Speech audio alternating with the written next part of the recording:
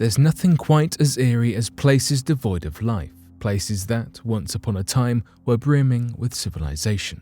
Natural disasters, wars, famines. There are many reasons why a location might become abandoned. So today, here at Unexplained Mysteries, we'll be taking a look at 3 abandoned ghost towns and locations.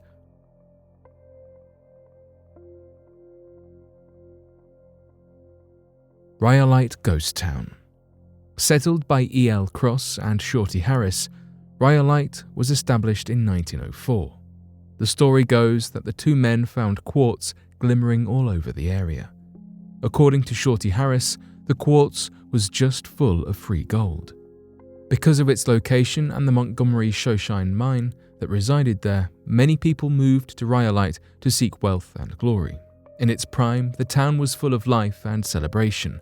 Tall buildings were built en masse to fulfill the need of so many newcomers. Townsfolk mingled and got to know each other, and life was good for those at Rhyolite.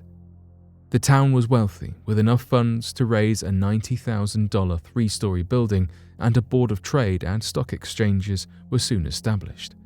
Hotels were built, brothels, Rhyolite's Red District attracted many women from as far as California, theaters, and even a school fit for nearly 300 children.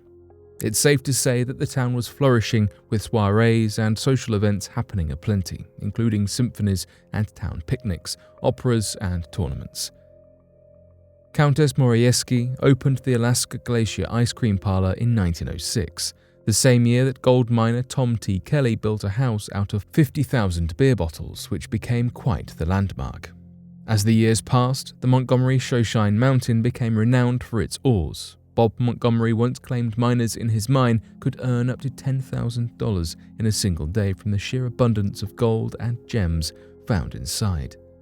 Alas, nothing is eternal, and in 1907, the country was shaken by a financial panic. This caused a severe strain on Rhyolite, and nowadays it's seen as the beginning of the end for the once lively mining town.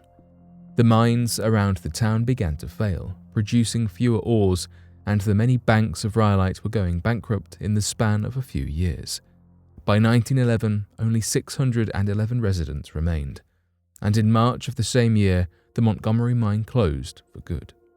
With 1916 came the official end of the town, with electricity and power eternally shut off. These days, Rhyolite remains a keyhole into the past, a ghost town in every sense of the word. The 3-story building still partially remains, as does the jail. The Bottle House, once a landmark, is one of the few fully standing structures left in this town, untouched for over a century. Currently, Rhyolite is considered private and federal land. Looking at its remains, one can get the feeling of bittersweet sorrow. This town is a piece in the puzzle of our history, fated to fade into oblivion with the flow of time, as so many things before it. But the memories of joy, the laughter and sadness felt by the past residents will remain, if only in the hourglass of the past.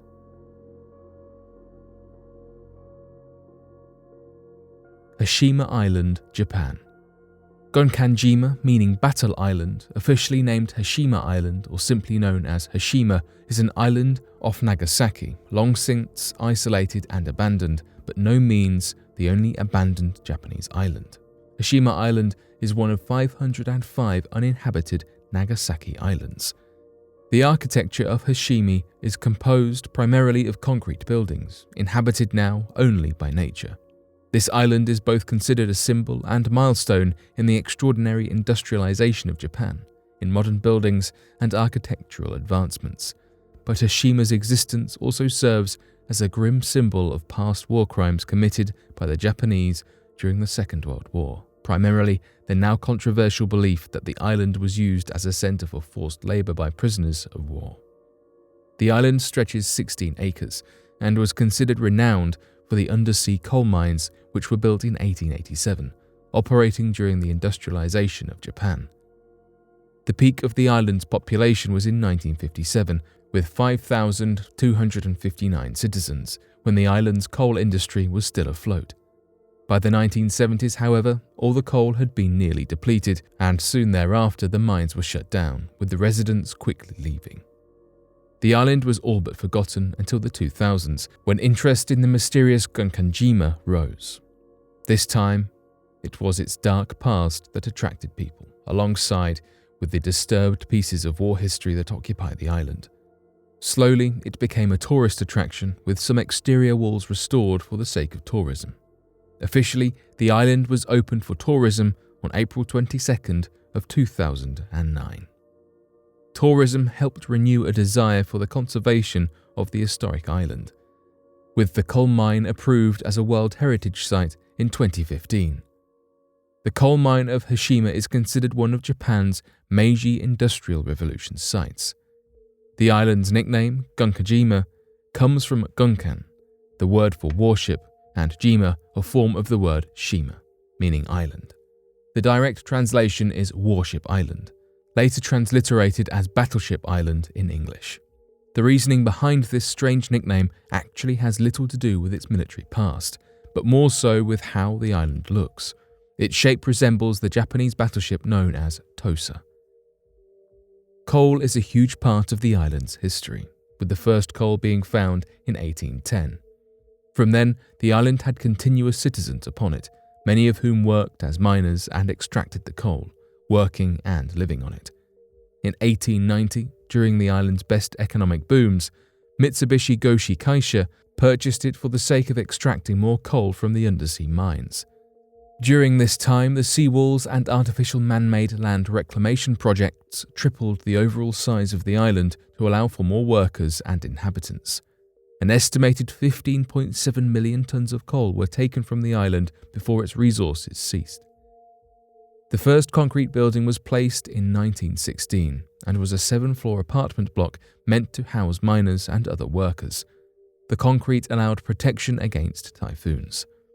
In the 55 years that followed, countless more buildings were placed on the island, including several more apartment blocks, a school, public baths, a swimming pool, community centre, hospital, and even a town hall.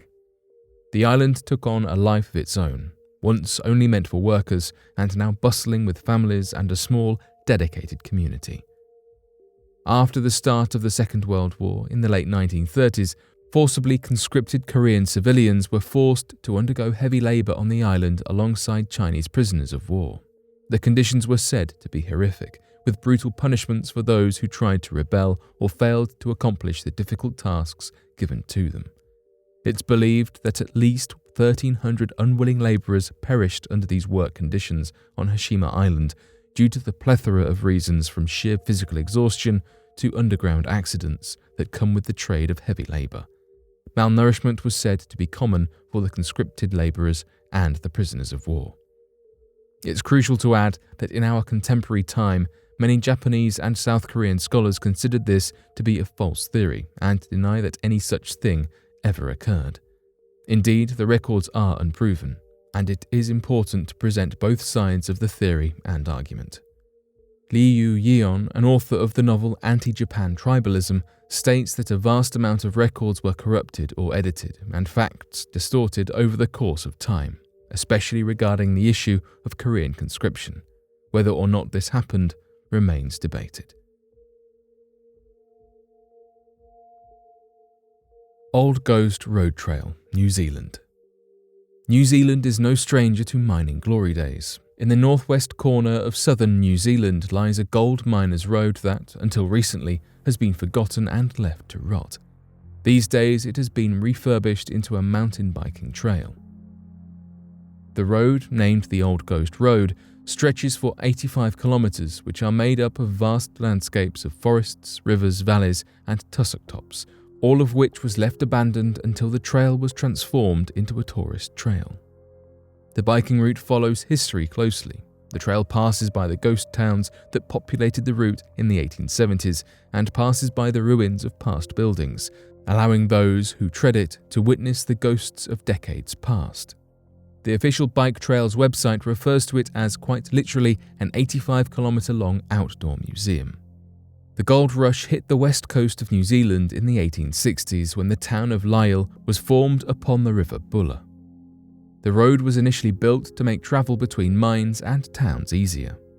These various roads were connected in 1886, but as the gold rush faded into obscurity and residents moved on with their lives, knowledge of the routes was lost, and the 1929 Murchison earthquake destroyed accessibility to the town roads. This damage was only worsened decades later during the Inangawa earthquake of 1968. The old ghost road was only rediscovered in 2002 when Marion Boatwright and his wife Susan Cook moved onto farmland in the Mokahinui Gorge, after which a local man interested in the country's history befriended Boatwright. In 2007, Boatwright and his wife, alongside Bob Dixon, a member of the Department of Conservation, attempted to follow the ruined track. The group explored the track and found it went all the way from the gorge to Lyle territory. Despite members of the Conservation Committee believing there was no chance that the government would allow them a financial grant to rebuild and refurbish the trail, Boatwright and his team were given their grants of $2 million, with further funding given by occasional government interference, as well as fundraisers and charity events. Ghost towns can give great insight into the past. They are tragic places that nature can reign over.